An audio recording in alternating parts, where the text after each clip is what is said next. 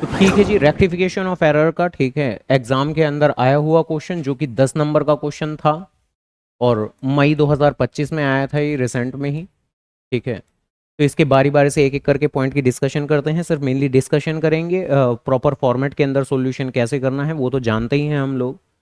जहाँ सभी के सभी पार्ट लगभग आसान कैटेगरी के ही आए थे। सबसे पहला कि परचेज की कोई ट्रांजैक्शन थी, गलती से सेल्स बुक में रिकॉर्ड कर दी, तो इस तरह की स्थिति में क्या करते हैं हम जानते हैं कि करेक्ट बुक को रिकॉर्ड करने के लिए, यानी परचेज को रिकॉर्ड करने के लिए डेबिट करेंगे हम 10,000 से।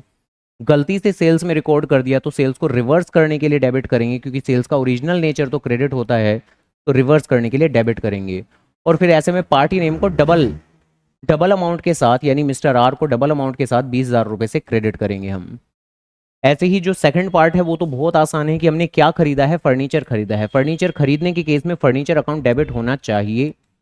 और जो गलती से कर दिया, गलती से हमने इसे परचेज डे बुक में एंटर कर दिया, तो गलती से परचेज अकाउंट डेबिट कर दिया तो उसे रिवर्स कर देंगे। तो जर्नल एंट्री बनेगी मेरी furniture account debit to purchases. Third part कि कोई माइनर रिपेयर कराई गई है। अब माइनर रिपेयर, छोटी मोटी रिपेयर, तो उसको कभी भी फर्नीचर अकाउंट में तो नहीं करेंगे आप। माइनर रिपेयर कराई है तो रिपेयर अकाउंट ही डेबिट होना चाहिए आपका। वैसे भी आगे लिखा गया है कि गलती से डेबिट कर दिया फर्नीचर अकाउंट में, तो ये तो निश्चित तौर पे गलती ही रही होगी, तो इसको रिवर्स करना पड़ेगा, इसको क्रेडिट कर देंगे। एक बात जो रेक्टिफिकेशन में हम हमेशा फॉलो करते हैं कि जो ये करेंगे आमतौर पे तो गलत ही करेंगे। तो ठीक है, अगर इन्होंने डेबिट किया है फर्नीचर में तो डेफिनेटली डेबिट नहीं होना चाहिए था फर्नीचर में, तो फर्नीचर को तो रिवर्स ही करेंगे, क्रेडिट करेंगे, रिपेयर्स अकाउंट को डेबिट करेंगे। बिल्कुल सेम वे में जब वेजेस आप पे कर रहे हो और वो चार्ज कर दी गई है वेजेस अकाउंट में, तो ये तो पक्की बात है कि गलती है। और वैसे भी हम जानते हैं वेजेस अगर पे कर रहे हो आप किसी वर्कमैन को ऑफिस फर्नीचर बनाने के लिए, तो फर्नीचर बनाने के लिए तो फर्नीचर अकाउंट डेबिट किया जाएगा। गलती से वेजेस अकाउंट डेबिट कर दिया तो वेजेस अकाउंट को क्रेडिट करोगे आप, तो furniture account debit to wages account. अगला जो पार्ट है, कुछ tuition fee of a proprietor son, बेटे की ट्यूशन की फीस की बात कर रहे हैं, एक पर्सनल एक्सपेंस की बात कर रहे हैं। हम जानते हैं कि पर्सनल चीज़ों के रेस्पेक्ट में तो ड्राइंग अकाउंट डेबिट होना चाहिए, तो ड्राइंग अकाउंट डेबिट होना चाहिए। गलती से किसे डेबिट कर दिया, ऑडिट फी को। बताओ ऑडिट फी कहाँ से आ गई, ऑडिट फी तो सीए को देते हो आप, तो वो कहाँ से आ गई, तो इसको रिवर्स करेंगे, क्रेडिट करेंगे, तो drawing account debit to audit fee account.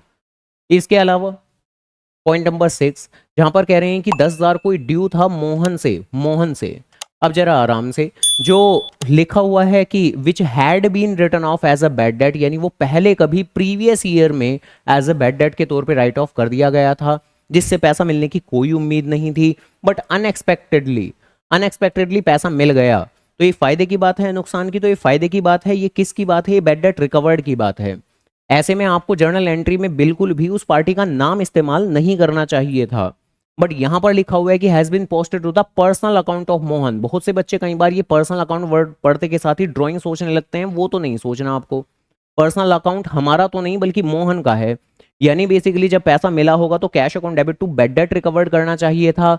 Bad debt recovered को क्रेडिट करना चाहिए था। हमने गलती से मोहन के अकाउंट को क्रेडिट कर दिया होगा तो हम मोहन अकाउंट को रिवर्स करेंगे, डेबिट करेंगे, तो Mohan account debit to bad debt recovered. जो इससे अगली ट्रांजैक्शन है वो तो बड़ी आसान सी है, उसको तो कहीं पर भी रिकॉर्ड ही नहीं किया गया है, तो ये तो एक तरह का एरर ऑफ ओमिशन है, तो सिंपली रिकॉर्ड कर लेंगे हम। और हुआ क्या है कि हमने गुड्स को फ्री सैंपल के तौर पे बांटा है, तो इस तरह की परिस्थिति में तो free sample account debit. Free sample के बजाय आप एडवर्टीजमेंट भी लिख सकते हैं, फ्री सैंपल के बजाय आप बिजनेस प्रमोशन भी लिख सकते हैं, खाली सैंपल अकाउंट भी लिख सकते हैं। फ्री सैंपल लिख लो तो वो सबसे बेस्ट है जी। और टू, गुड्स आ रहे हैं या जा रहे हैं, तो गुड्स तो जा रहे हैं। गुड्स जब आते हैं तब तो परचेज अकाउंट डेबिट करते हैं, तो अब तो परचेज अकाउंट क्रेडिट करेंगे। और इस तरह की ट्रांजैक्शंस में हमेशा कॉस्ट प्राइस का ही इस्तेमाल किया जाता है। इस 10,000 के सेल प्राइस का तो कोई भी काम नहीं है, और इवन 10 में से 7 माइनस करके 3,000 का तो कुछ भी नहीं करना, आपको ध्यान रखिएगा। सेल प्राइस का काम सिर्फ तब होता है जब सेल कर रहे हो। सेल को छोड़कर अगर गुड्स में आग लग जाए, गुड्स चोरी हो जाए, गुड्स बिजनेसमैन विड्रॉल कर ले ड्रॉइंग, या गुड्स को फ्री सैंपल के तौर पे बांटें, तो हमेशा कॉस्ट प्राइस से ही आप ट्रांजैक्शन को रिकॉर्ड करते हो। देन इससे अगली ट्रांजैक्शन कि कोई 1,000 का सामान है, किसी कस्टमर ने लौटाया है, किसी कस्टमर ने लौटाया है। अब किसी कस्टमर ने लौटाया है तो ये तो एक सेल्स रिटर्न की ट्रांजैक्शन है, जिसको गलती से सेल्स डे बुक के अंदर एंटर कर दिया। अब जरा आराम से, भाई सेल्स रिटर्न की ट्रांजैक्शन है तो सेल्स रिटर्न में एंटर होनी चाहिए, तो सेल्स रिटर्न अकाउंट तो डेफिनेटली डेबिट होगा। कितने से, 1,000 रुपए से। देन इसके बाद में सेल्स डे बुक में गलती से एंटर कर दिया तो सेल्स डे बुक को रिवर्स करेंगे। सेल्स का वैसे तो ओरिजिनली नेचर आपका क्रेडिट होता है, रिवर्स करने के लिए डेबिट करेंगे। आमतौर पर इस तरह की परिस्थिति में क्या करते हैं हम, क्रेडिट साइड में फिर पार्टी अकाउंट लिख देते हैं हम, जी एंड कंपनी लिख देते हैं हम, डबल अमाउंट से लिख देते हैं हम। लेकिन क्या अब इस बार भी होगा? तो जवाब है ना। क्यों? क्योंकि सेल्स रिटर्न की ट्रांजैक्शन में पार्टी नेम क्या होना चाहिए? तो सेल्स रिटर्न की ट्रांजैक्शन में sales return account debit to party name credit होना चाहिए। और इन्होंने लिखा हुआ है कि posted there from to the credit of his account. His account मतलब जी एंड कंपनी का अकाउंट क्रेडिट किया है और क्रेडिट ही किया जाना चाहिए था। तो पार्टी अकाउंट में तो कोई गलती ही नहीं है, तो आप यहां पर पार्टी अकाउंट का इस्तेमाल नहीं कर सकते। तो यहां पर आएगा आपका सस्पेंस। हाँ, अगर वो बाद वाली बात ना लिखी होती तो यहां पर जी एंड कंपनी आपका डबल अमाउंट से ही आता, बट फिलहाल तो आपको सस्पेंस लिखना पड़ेगा।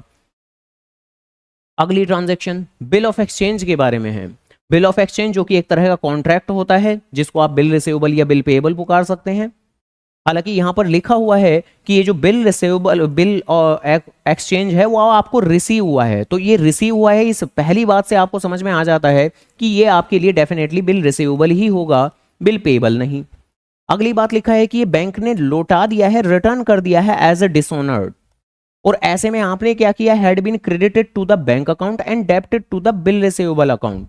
अब मेन मुद्दे की बात की ट्रांजैक्शन है क्या? ट्रांजैक्शन है डिसऑनर की, ट्रांजैक्शन है डिसऑनर की। तो ट्रांजैक्शन है डिसऑनर की and debited to bill receivable. ठीक है जी। तो अब आपको कंसेप्चुअली पहले ये मालूम होना चाहिए कि आमतौर पर जब कहीं भी बिल रिसीवेबल अगर डिसऑनर हो जाते हैं, बिल रिसीवेबल अगर डिसऑनर हो जाते हैं, तो ऐसे में जर्नल एंट्री क्या होनी चाहिए? हमने बोला था कि जब कहीं भी कोई भी चीज डिसऑनर हो जाए तो सबसे पहली बात तो ये होती है कि आप वो जो सामने वाली पार्टी थी जिसको आपने एक जमाने पहले डेटर को खत्म कर दिया था, ये सोच के कि आपको तो बिल रिसीवेबल मिल गया, तो आपको उसको डेटर को फिर से रिफॉर्म करना पड़ता है, फिर से क्रिएट करना पड़ता है। और डेटर को क्रिएट करने के लिए तो आप डेबिट ही करेंगे। तो जो डेटर था जिससे वो कॉन्ट्रैक्ट मिला था, कौन था? एसएसएन कंपनी था, तो उसको तो दोबारा से डेटर बनाना था आपको। और उस सिचुएशन में आमतौर पर बैंक अकाउंट क्रेडिट करना चाहिए, यानी आमतौर पर बिल रिसीवेबल डिसऑनर की ये जर्नल एंट्री कर देते हैं हम। जहां पर क्वेश्चन ने क्या कहा, क्वेश्चन ने कहा कि आपने आपने आपने क्रेडिट किया है किसे? बैंक को। तो एक तरीके से कह सकते हैं कि क्रेडिट तो ठीक किया है, और वैसे भी बैंक में आमतौर पर गलतियां नहीं होती हैं आपकी। डेबिट कर दिया आपने बिल रिसीवेबल अकाउंट को, तो ये वो चीज है जो आपने कुछ गलत कर दी है। डेबिट करना किसे चाहिए था? डेटर अकाउंट को। डेबिट कर किसे दिया? बिल रिसीवेबल अकाउंट को। तो ये गलती हुई है कुछ। जो बैंक वाली है वो तो चीज बिल्कुल सही हुई है, उसमें कोई आमतौर पे परेशानी नहीं है। तो जो करना चाहिए था, डेटर अकाउंट को डेबिट करना चाहिए था, तो एसएस एंड कंपनी को डेबिट करना चाहिए था, उसे डेबिट कर दो।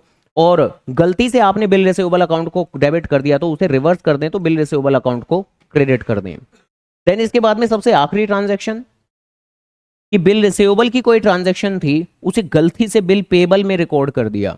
अब बिल रिसीवेबल और बिल पेबल भी हमारी सब्सिडरी बुक ही होती हैं, तो ये भी एक वही केस हुआ कि गलत सब्सिडरी बुक में आपने ट्रांजैक्शन रिकॉर्ड कर दी।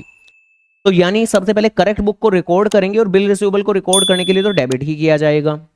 इनकरेक्ट बुक, गलती से बिल पेबल में रिकॉर्ड कर दिया। बिल पेबल बुक का नेचर तो क्रेडिट होता है, बट अब तो इसको रिवर्स करना पड़ेगा। रिवर्स करने के लिए तो डेबिट ही करेंगे हम।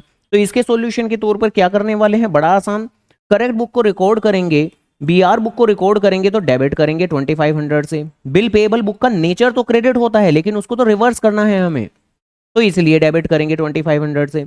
And then party name with double amount in opposite side. तो पार्टी नेम यहां आखिरी में बताया हुआ है कि जैक नाम की किसी पार्टी से आपको ये बिल मिला था, तो जैक आएगा आपका, वो भी डबल अमाउंट के साथ, 5000 रुपए के साथ। हो गई जी बात खत्म। कितनी एंट्री सही हुई है हमारी? वो तुम्हारी करो, चेक करो, ठीक।